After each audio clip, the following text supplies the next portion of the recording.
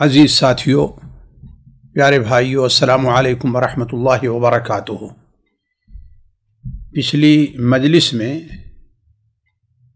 قیامت کی ایک عظیم نشانی مہدی کا ظہور، اس سلسلے میں ہماری اور آپ کی گفتگو ہو رہی تھی، جس سے متعلق قدر تفصیل سے یہ بات رکھی گئی تھی کہ مہدی جن کے آنے کی نبی صلی اللہ علیہ وسلم نے خبر دی ہے اور یقینی خبر دی ہے، مہدی کے ظہور کے وقت اس دنیا کے حالات کیا ہوں گے۔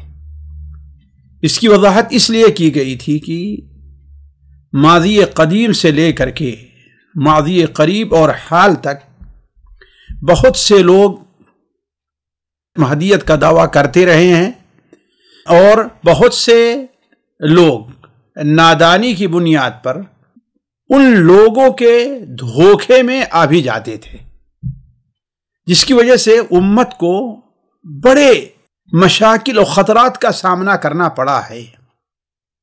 خصوصاً ہندوستان کے اندر محمد بن یوسف جون پوری، جنہوں نے مہدویت کا دعویٰ کیا تھا، ان کی وجہ سے، اور سوڈان میں المہدی نے جو مہدیت کا دعویٰ کیا تھا، اس کی وجہ سے اس امت کو بہت خسارہ اٹھانا پڑا ہے۔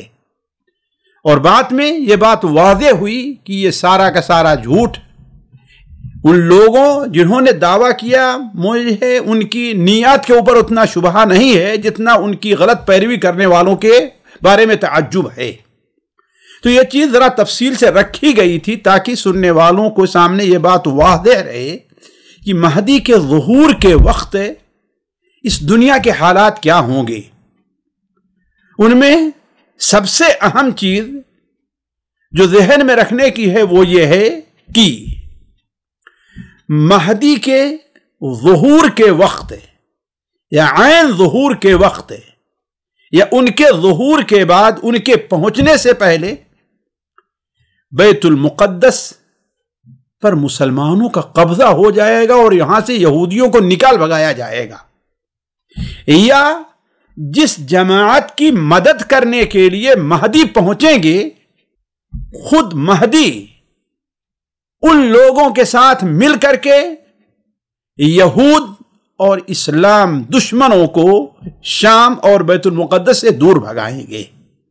اور ظاہر بات ہے، یہ چیز یقینی طور پر کہی جا سکتی ہے کہ جتنے لوگوں نے مہدویت کا دعویٰ کیا ہے، ان میں سے کسی کے زمانے میں یہ چیز پیش نہیں آئی۔ لہذا ان حالات کو سامنے رکھنا بہت ضروری ہے، اس لیے کہ نبی کریم صلی اللہ علیہ وسلم کی خاص طور پر فتنوں سے متعلق، قیامت کی نشانیوں سے متعلق جو حدیثیں ہیں، ان کا سمجھنا اس وقت تک مشکل ہے جب تک کہ ان کے تمام جانب کو اپنے سامنے نہ رکھا جائے۔ علی کل حال، اس تفصیل کے بعد آج ہم اس طرف آتے ہیں کہ مہدی سے متعلق اہل سنت و جماعت کے عقیدے کا خلاصہ کیا ہے۔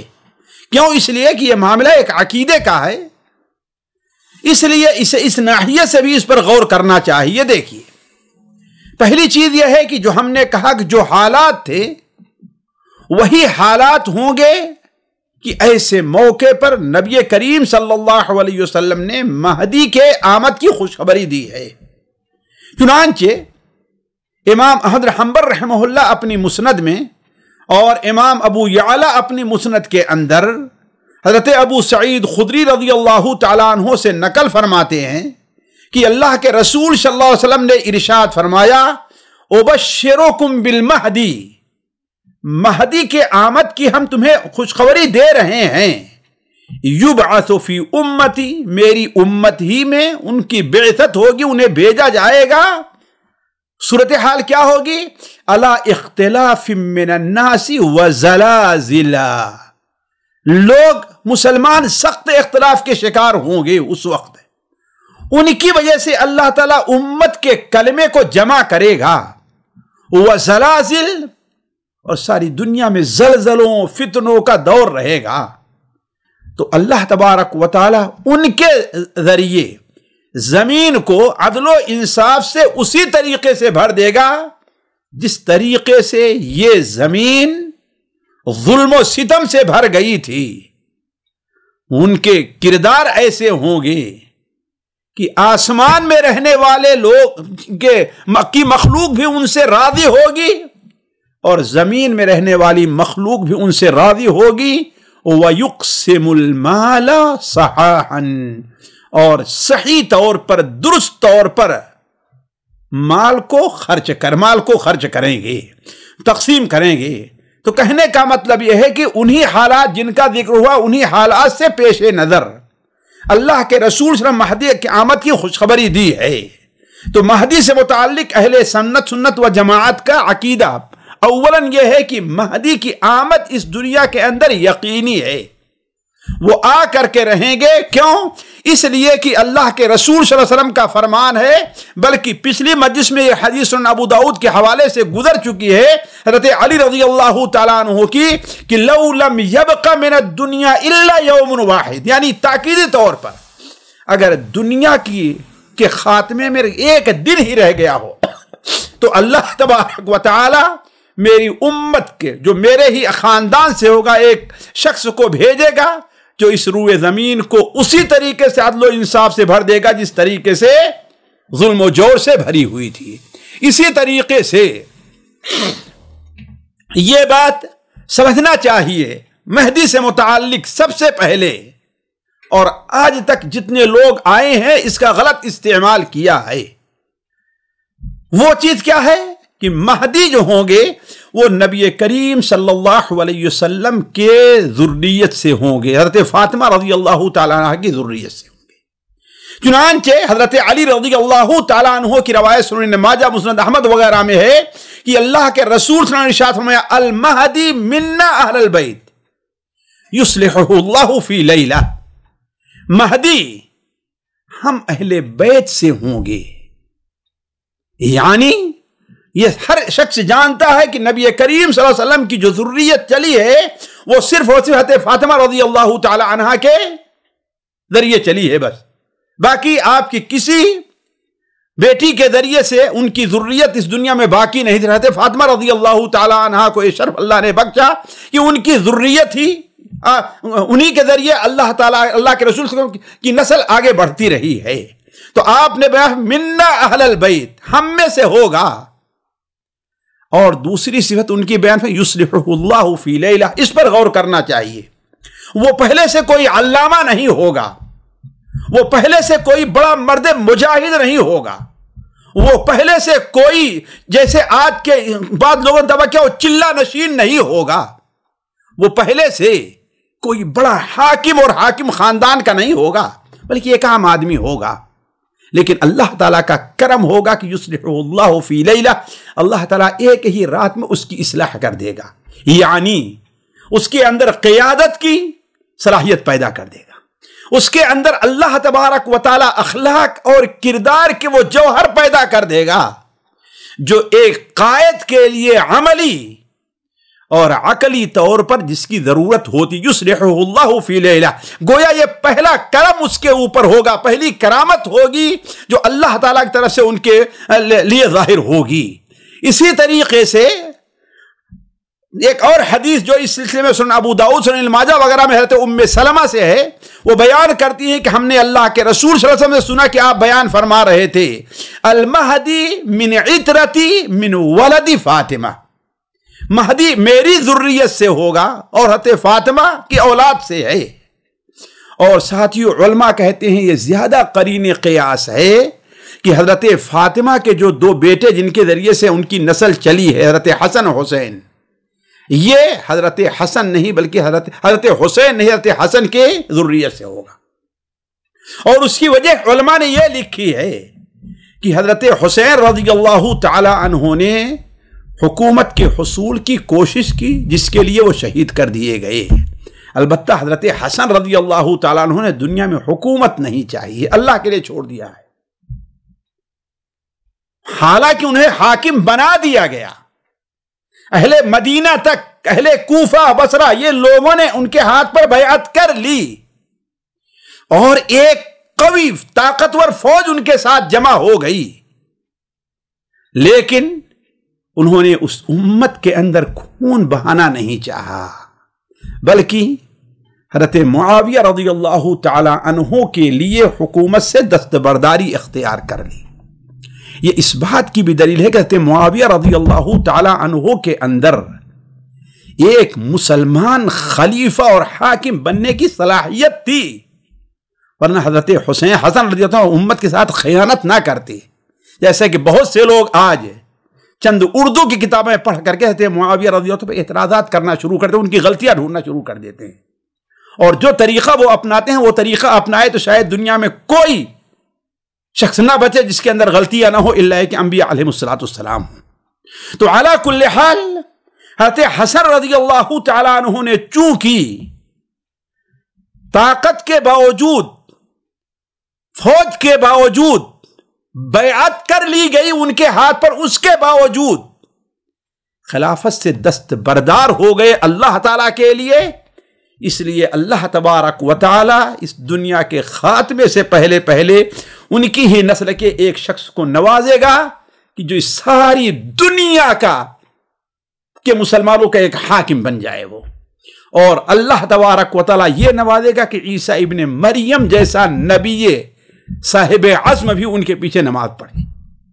تو زیادہ قرین قیاس ہے کہ کہاں سے ہوں گے حضرت حسن کی اولاد۔ اس سلسلے میں ایک حدیث بھی سنن ابو داؤد میں حضرت علی رضی اللہ تعالی عنہ کی سے مروی ہے، لیکن چونکہ وہ حدیث ضعیف ہے اس لیے میں کہہ رہا ہوں کہ شاید ہے، لیکن ضعیف حدیث کا معنی نہیں کہ اس کو انکار کر دیا جائے، نہیں، قرین یہی ہے کہ حضرت حسن کی اولاد سے ہوگا۔ چنانچہ حضرت علی رضی اللہ تعالیٰ عنہ نے ایک بار اپنے بیٹے حسن کی طرف دیکھا اور فرمایا ان ابنی ھذا سیدا کما سماہ النبی صلی اللہ علیہ وسلم سیدا، یہ میرا بیٹا سردار ہے، اور میں اپنی طرف سے نہیں کہہ رہا ہوں، جیسا کہ اللہ کے رسول سے مجھے سردار کہا ہے، آپ نے اس کو نام سردار رکھا ہے، اس کا لقب سردار کا دیا ہے، سید کا دیا ہے، اور حضرت علی نے کیا بیان فرمایا سیخرج من صلبہ، ان کی ذریت سے ایک شخص ظاہر ہوگا جس کا نام تمہارے نبی کے نام پر ہوگا، وہ اخلاق میں تمہارے نبی کے مشابہ تو ہوگا لیکن شکل و صورت میں نبی کے مشابہ نہیں ہوگا۔ تو اس سے پتہ چلتا ہے کہ حضرت علی رضی اللہ تعالی عنہ بھی اس بات کے قائل ہے کہ حضرت امام مہدی جو آئیں گے وہ ان کی ذریت سے ہوں گے، کس کی؟ حضرت حسن رضی اللہ تعالی عنہ کی۔ اسی طریقے سے ایک بات اور غور کرنے کی ہے کہ مہدی کی صفات کیا ہیں۔ اللہ کے رسول صلی اللہ علیہ وسلم مہدی سے متعلق اتنی تفصیلات رکھی ہے کہ اگر ان حدیث کے اوپر غور کر لیا جائے تو غلطی کا امکان نہیں رہ جاتا ہے، لیکن چونکہ جہالت ہوتی ہے، لا علمی ہوتی ہے، صحیح اور ضعیف حدیثوں کے اندر تفریق نہیں کی جاتی، اور علم حدیث کا گہرا مطالعہ نہیں ہوتا، اس لیے لوگ دھوکہ کھا جاتے ہیں۔ مجھے یاد ہے شاید پچھلی مجلس میں یہ بات ہم نے کہی تھی کہ نہیں کہی تھی کہ ہندوستان کے اندر جب محمد یوسف جون پوری نے مہدیت کا دعویٰ کیا تو پہلے ان کی چرب زبانی اور میں ان کے اخلاص کو اخلاص کی وجہ سے علامہ علی متقی جون پوری رحمہ اللہ جو حدیث کے بہت بڑے عالم تھے شروع میں متاثر ہوئے، لیکن انہیں تردد رہا، جس کے لیے وہ مکہ مکرمہ کا سفر کیے اس زمانے میں، یہاں آ کر کے علماء حدیث جو تھے ان سے گفتگو کی، ان سے بات چیت کی، اور ان حدیث کو سامنے رکھا اور ان کی صفات کو سامنے رکھا، تو ظاہر ہوا کہ ہاں بھائی یہ سچے مہدی نہیں ہیں۔ تو کہنے کا مطلب اللہ کے رسول صلی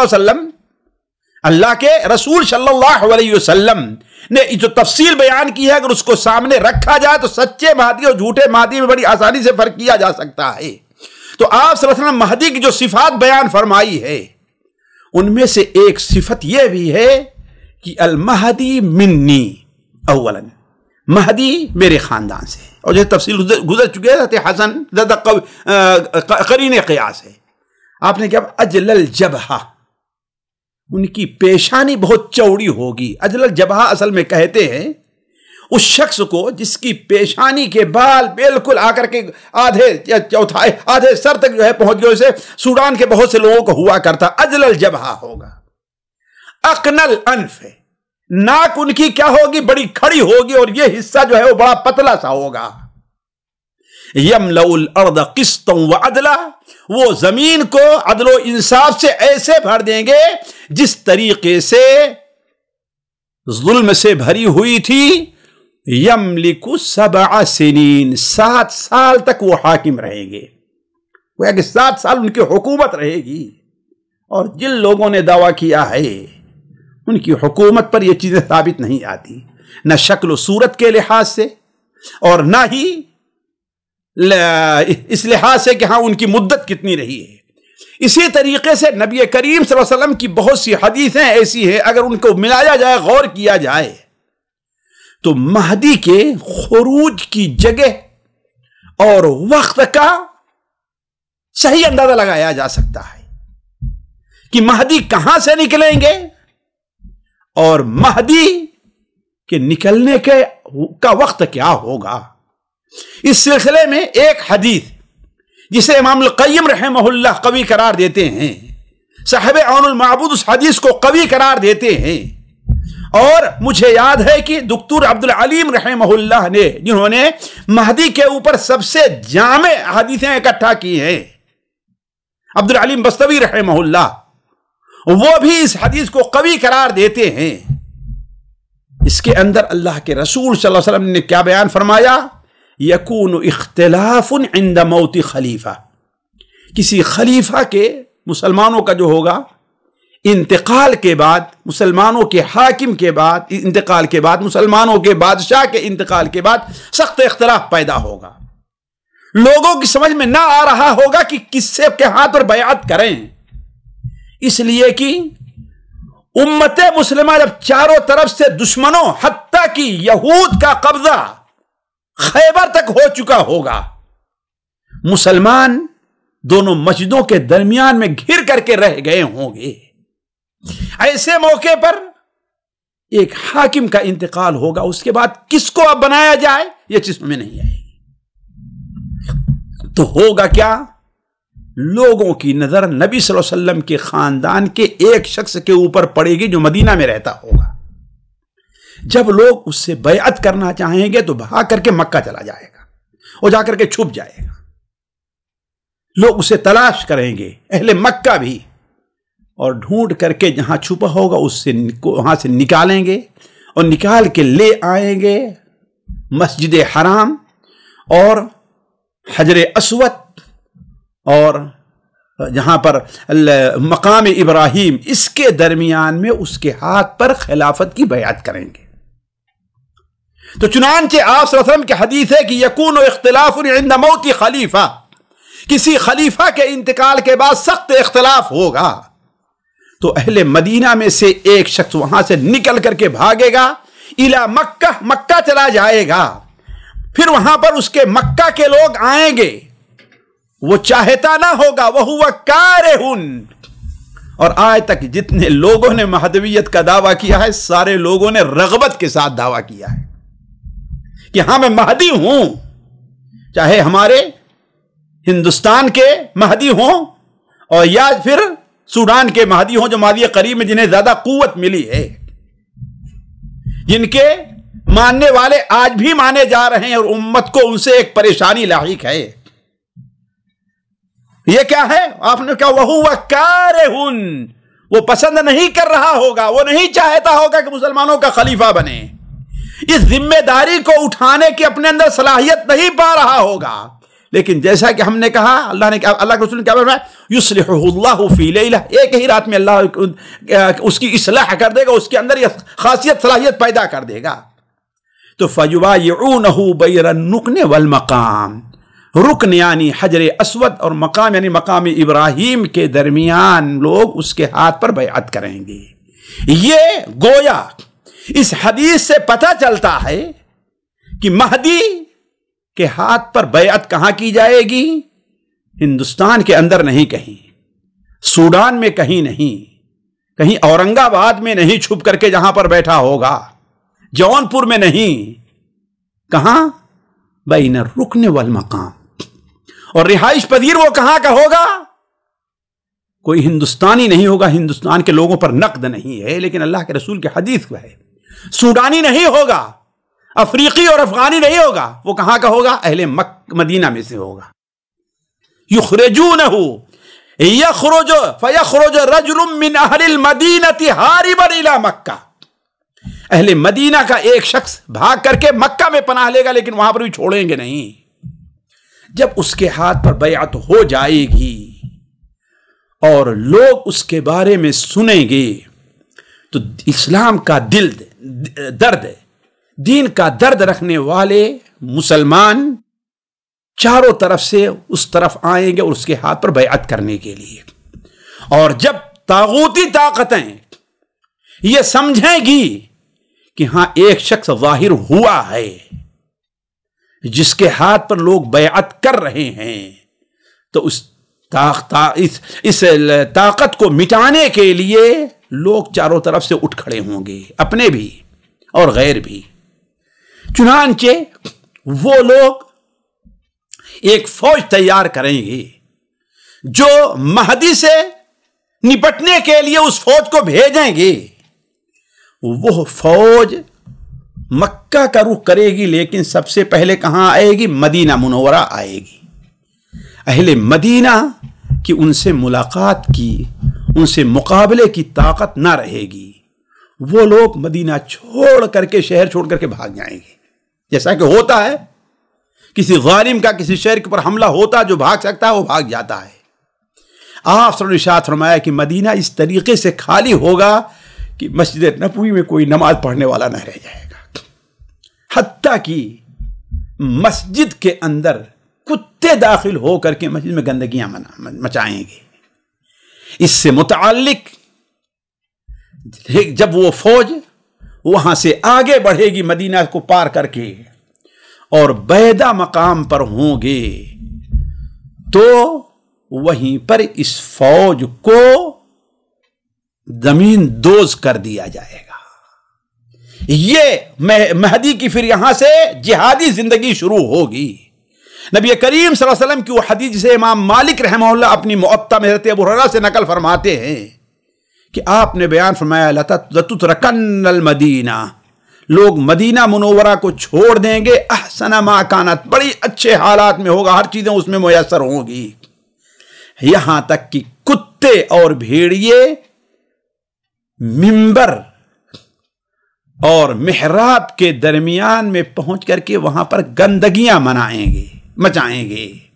اسی طریقے سے ایک اور حدیث میں آپ صلی اللہ علیہ وسلم نے ارشاد فرمایا، جو سنن ابو داؤد مسند معاذ بن جبل سے مروی ہے، کہ عمران بیت المقدس خراب یثرب، وخراب یثرب خروج الملحمہ، وخروج الملحمہ فتح قسطنطنیہ، وفتح القسطنطنیہ خروج الدجال. یہ چار چیزیں آپ نے ایک سلسلے میں بیان فرمائی ہیں. عمران و بیت المقدس، خراب و یثرب، بیت المقدس کی آبادی، اس کا آباد ہونا، یعنی گویا مسلمانوں کے قبضے میں آ جانا. یثرب یعنی مدینہ منورہ کی ویرانی ہے. اور مدینہ منورہ کی ویرانی کیا ہے؟ ایک خونریز لڑائی کا پیش خیمہ ہے. اور اس ایک خونریز لڑائی کے بعد قسطنطنیہ فتح ہوگا، اور جب قسطنطنیہ فتح ہوگا تو دجال کا خروج ہوگا. یہ سلسلہ اسی طریقے سے ہے اور گویا کہ جلدی ہی ہے. تو میں جہاں تک سمجھتا ہوں، بلکہ بہت سے علماء نے لکھا ہے کہ یہ صورتحال کب پیش آئے گی؟ مہدی کے زمانے میں اور خروج دجال سے. کیوں؟ مہدی اپنی جہادی طاقت کو اکٹھا کر کے کدھر جائیں گے؟ پہلے جزیرے عربیہ میں سے لوگوں سے مقابلہ کرنا ہوگا، پھر فارس سے مقابلہ ہوگا، پھر روم سے مقابلہ ہوگا، پھر جا کر کہیں قسطنطنیہ فتح ہوگا، پھر اس کے بعد دجال وہاں پر ظاہر ہو جائے گا. چنانچہ ایک حدیث کے اندر آپ صلی اللہ علیہ وسلم نے ارشاد فرمایا کہ میرے ہی خاندان کا ایک شخص بیت اللہ میں پناہ لے گا. یعود عائد بالبیت. بہت سے لوگوں نے اسے حضرت عبداللہ بن زبیر کے معنی میں اس کو سمجھا. فیبعث الیہ بعث, ان کی طرف ایک جماعت بھیجی جائے گی, ایک فوج بھیجی جائے گی. جب وہ فوج بیدا کے مقام پر ہوگی تو اسے زمین میں دھسا دیا جائے گا. بیدا کہاں ہے ساتھیوں؟ وہی ہم نے کہا کہ اس فوج کا رخ مدینہ منورہ سے ہوگا, مدینہ منورہ سے آگے بڑھیں گی.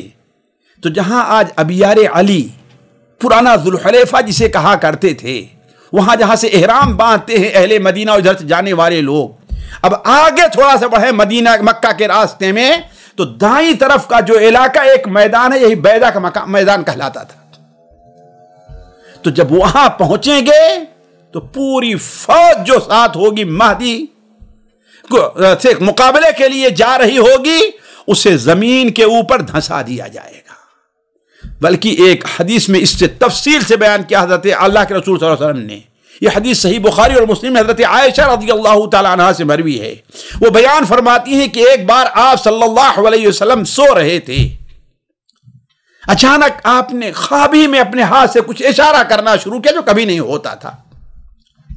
اور جب آپ بیدار ہوئے تو ہم نے کہا کہ اللہ کے رسول یہ اشارہ کیا ہے؟ آپ نے فرمایا العجب, مجھے تعجب اس پر ہوا ہے, میری امت ہی کے کچھ لوگ, گویا یہ پہلی فوج جو چلے گی اپنے کو مسلمان کہلانے والے ہی ہوں گے جو مہدی سے مقابلہ کے لیے, مہدی کو سے نپٹنے کے لیے نکلے گے. نعوذ باللہ من ذالک. ان ناسا من امتی یؤمون بالبیت برجل من قریش قد لجأ بالبیت. ایک قریشی شخص سے مقابلہ کے لیے جو بیت اللہ میں پناہ لیے ہوگا, جب وہ لوگ اذا کانوا بالبیدا خسف بہم, جب وہ لوگ بیدا کے مقام میں پہنچیں گے تو ہر ایک پوری فوج کو زمین میں دھسا دیا جائے گا.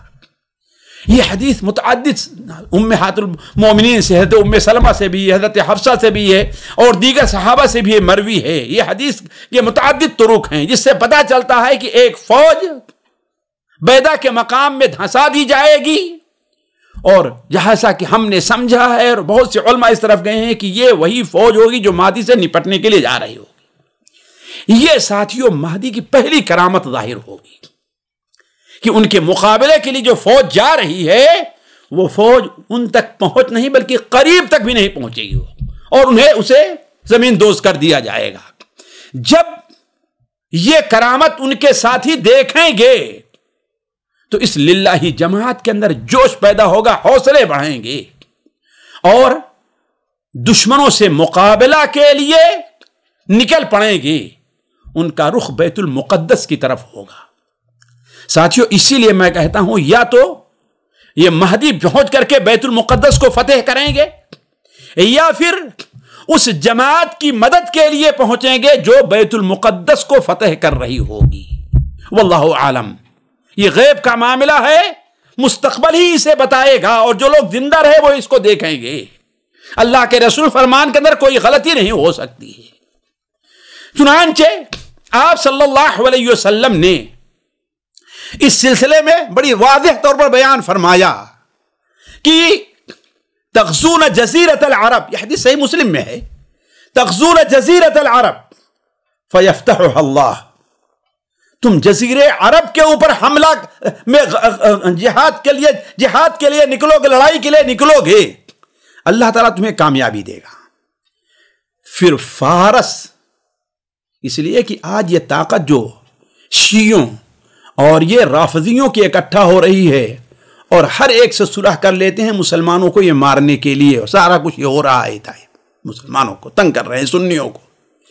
تو کیا ہے, ان سے لڑائی ہوگی اور اللہ تعالیٰ تمہیں کامیابی دے گا.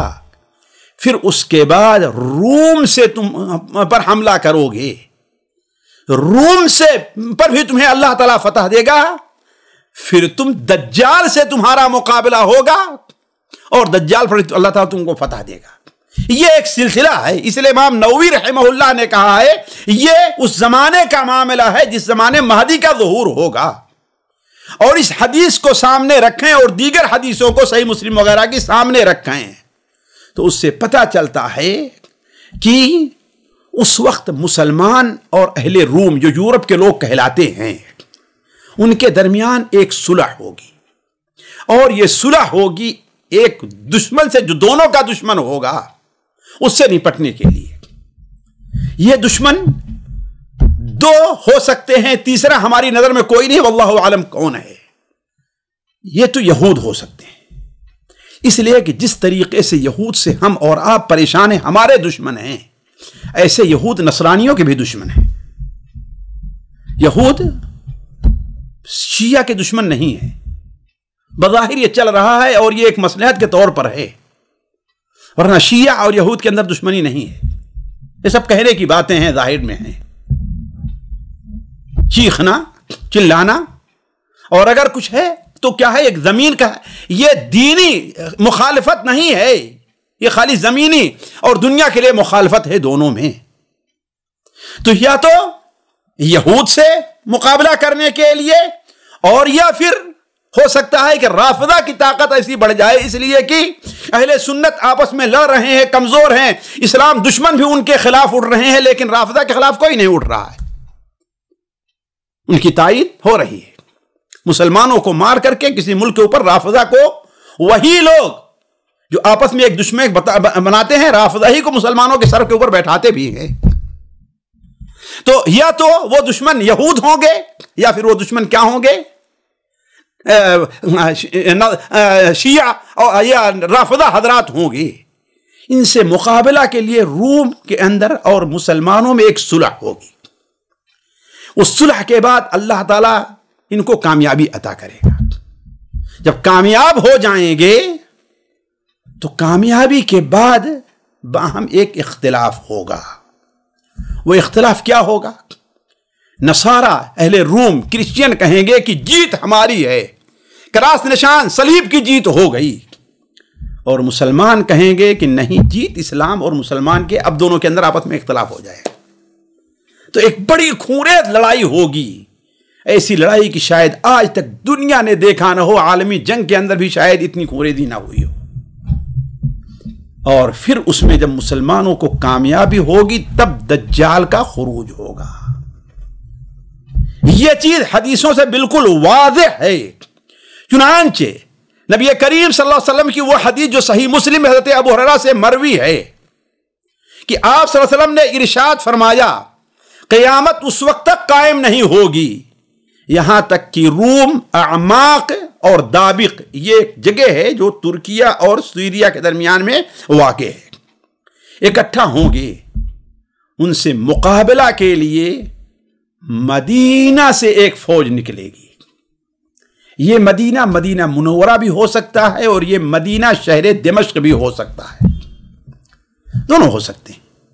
اگر مدینہ سے ہو تو مہدی کی یہ جماعت ہوگی، اور شہر دمشق ہو تو ان لوگوں کی مدد کے لیے مہدی جو پہنچیں گے یہ وہ جماعت ہوگی۔ تو ان سے مقابلہ کے لیے مدینہ سے ایک فوج نکلے گی۔ آپ نے بیان فرمایا یہ دروئے زمین کے سب سے بہترین لوگوں میں ہوں گے۔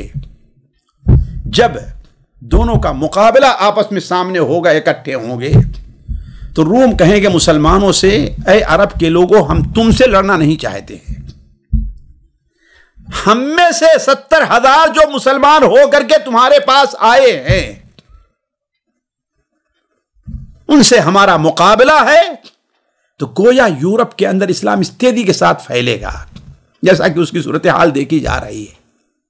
ہم ان سے مقابلہ کریں گے۔ مسلمان کہیں گے یہ تو ہو ہی نہیں سکتا، مسلمان ہو جانے کے بعد سارے کے سارے ہمارے کیا ہیں، وہ بھائی ہیں۔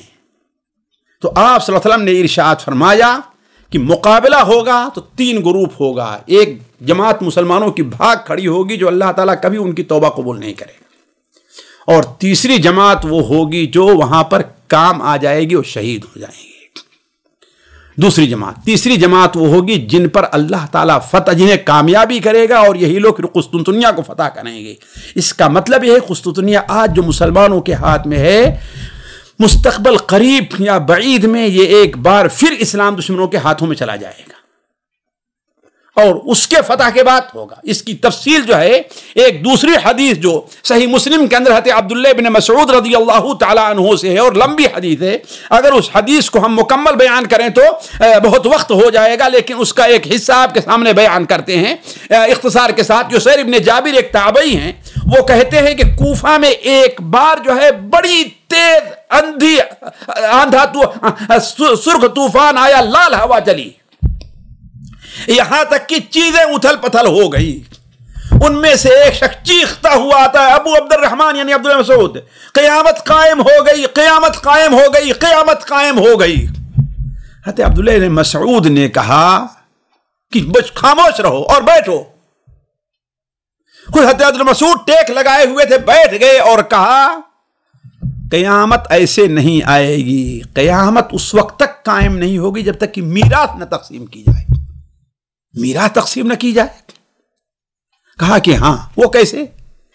کہا کہ صورتحال یہ پیدا ہوگی کہ مسلمان اور نصارہ روم کے لوگ ایک دشمن کے مقابلے کے لیے اکٹھا ہوں گے، اور جب اللہ تعالیٰ دونوں ملیں گے، دشمن کے مقابلے میں فتح دے گا، تو ایک مقام پر جمع ہوں گے. کھجور کے وہاں پر زیتون کے درخت ہوں گے، ایک مقام کے اندر ہوگا، جیسے جس کا ذکر پچھلے حدیث کے اندر آیا.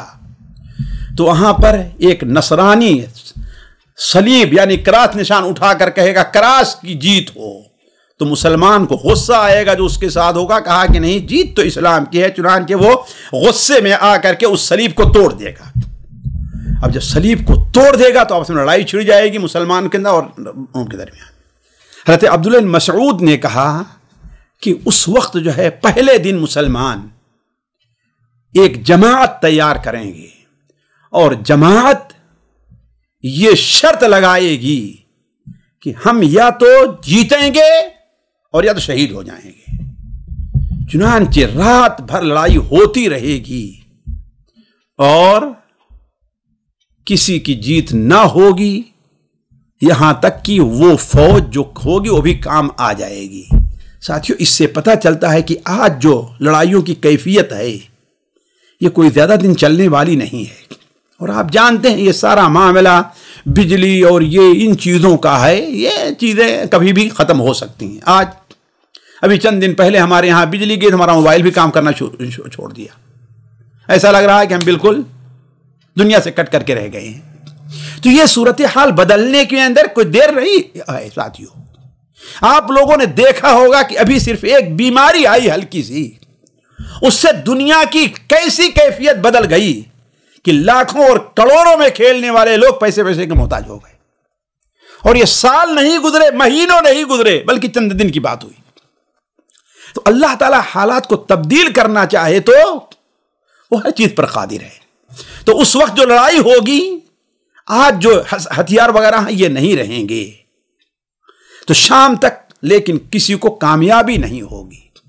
دوسرے دن پھر مسلمان ایک فوج تیار کریں گے اور وہ تیار ہوں گے لڑائی کے لیے. وہ بھی یہ شرط لگائیں گے یا تو ماریں گے یا تو مریں گے. چنانچہ رات تک لڑائی ہوتی رہے گی اور سارے کے سارے مسلمان شہید ہو جائیں گے، کسی کو کامیابی نہیں ملے گی. تیسرے دن مدینہ سے فوج یعنی شہر سے نکلے گی. گویا یہی اہل مدینہ حضرت مہدی ہو، جہاں تک ہم نے سمجھا ان کی جماعت ہوگی. اور کہا یہ لوگ شرط لگائیں گے اور اللہ تبارک و تعالی انہیں کامیابی عطا کرے گا اور اتنے لوگ مارے جائیں گے. حضرت عبداللہ مسعود بیان کرتے ہیں، اللہ کے رسول کی حدیث ہے کہ چڑیا اس کے اوپر سے اڑے گی لیکن ان کی بدبو اور ان کی کیفیت کو مار کر کے گر جائے گی، اتنے لوگ جو ہے مارے جائیں گے. حضرت عبداللہ مسعود کہتے ہیں کہ جب شام کو لوگ آپس کا حساب لگانے اپنے ساتھیوں کو ڈھونڈنا شروع کریں گے تو کہا کہ اگر ایک خاندان کے 100 لوگ اس میں شریک تھے تو 99 کام آ گئے ہوں گے، شہید ہو گئے ہوں، صرف ایک آدمی باقی رہے گا. تو کہا پھر کس میراث پر لوگ خوش ہوں گے؟ وہ کون سی میراث ہوگی؟ اور وہ لوگ بیٹھے رہیں گے کہ اتنے میں شور ہوگا کہ تم یہاں مال غنیمت جمع کر رہے ہو، دجال تمہارے گھروں کے پاس، گھروں میں، اہل خانہ میں پہنچ گیا ہے۔ چنانچہ وہ سارا کچھ چھوڑ کر کے بھاگیں گے اور 10 لوگوں کو تیار کریں گے۔ آپ نے بیان فرمایا میں ان کے نام کو جانتا ہوں، ان کے باپ کے نام کو جانتا ہوں، ان کے گھوڑوں کے رنگ کے نام کو بھی جانتے ہیں، یعنی اللہ تعالیٰ نے آپ کو اتنا بتا دیا ہے۔ لیکن جب وہ لوگ جلدی ان کو بھیجا جائے گا، آ کر کے دیکھیں گے تو معلوم ہوگا کہ یہ جھوٹ ہے، دجال ابھی نہیں نکلا ہے۔ اور جب وہ لوگ واپس آ جائیں گے شہر، یعنی دمشق شہر کے اندر، تب دجال کا خروج ہوگا، جس کی تفصیل اگلی مجلس میں دجال کے بارے میں آئے گی۔ تو کہنے کا مطلب یہ ہے کہ مہدی کی یہ جہادی زندگی ہوگی، جزیرے عربیہ میں ان کو مقابلہ کرنا پڑے گا، فارس یہ جو ہے مجوسیوں سے اور رافضہ سے بھی ان کو مقابلہ کرنا پڑے گا، روم سے بھی، اور پھر اللہ تعالیٰ انہی کے ذریعے سے قسطنطنیہ کو فتح کرے گا۔ مہدی ہی کی سے ایک پتہ چلتا ہے کہ مہدی ہی کے زمانے میں حضرت عیسیٰ ابن مریم کا نزول ہوگا، اور مہدی حضرت عیسیٰ ابن مریم کے ساتھ مل کر کے دجال کا خاتمہ کریں گے۔ چنانچہ صحیح مسلم میں جابر بن عبداللہ رضی اللہ عنہ کی روایت ہے کہ آپ صلی اللہ علیہ وسلم نے ارشاد فرمایا لا تزال طائفة من امتی یقاتلون علی الحق ظاہرین الی یوم القیامہ، میری امت کی ایک بہت جماعت ہمیشہ حق کے اوپر قائم رہے گی اور حق کے لیے لڑائی کرتی رہے گی قیامت تک۔ فینزل عیسیٰ ابن مریم، گویا اسی فوج میں عیسیٰ ابن مریم نازل ہوں گے، فیقول امیرہم تعال صلی لنا، ان کا امیر کہے گا کہ آئیے نماز پڑھائیے۔ حضرت عیسیٰ ابن مریم کے ذکر میں اس کی تفصیل آئے گی کہ ان کے نزول کی کیفیت کیا ہوگی، لیکن عیسیٰ ابن مریم کہیں گے نہیں، تم میں سے بعض کا امام ہے۔ بعض روایات میں ہے کہ نہیں، یہ نماز، اس کی اقامت تمہارے لیے کہی گئی ہے، تم نماز پڑھاؤ۔ تو حضرت عیسیٰ ابن مریم ان کے پیچھے نماز پڑھیں گی۔ حضرت مہدی کی ایک صفت اس پر بھی ہمیں نظر رکھنی چاہیے کہ امام مہدی کے زمانے میں امت مسلمہ کو عزت حاصل ہوگی، امن و امان کا دورہ ہوگا، اور زندگی بڑی خوش عیش ہوگی، مسلمانوں کو عزت ملے گی، کامیابی حاصل ہوگی۔